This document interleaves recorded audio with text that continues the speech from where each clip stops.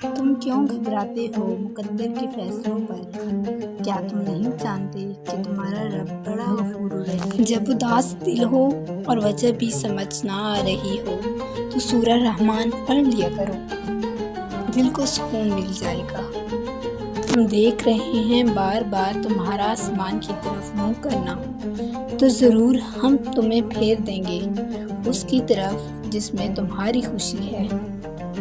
جو کہانی تہجد تک پہنچ جاتی ہے نا، پھر وہ کبھی ادھوری نہیں رہتی۔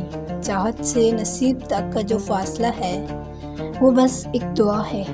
تہجد میں بہنے والا ہر آنسو اللہ سے کن کہنے کی سفارش کرتا ہے۔ کبھی خود کو جب دنیا سے بیزار پاؤ تو قرآن اٹھا لو، دل سے لگاؤ اور بس رب کی ہو جاؤ۔ تمہارا نیند سے اٹھ کر تہجد پڑھنا اس بات کی ایک واضح دلیل ہے کہ اللہ تمہیں جلد کوئی بہت ہی بڑی کامیابی دینے والا ہے۔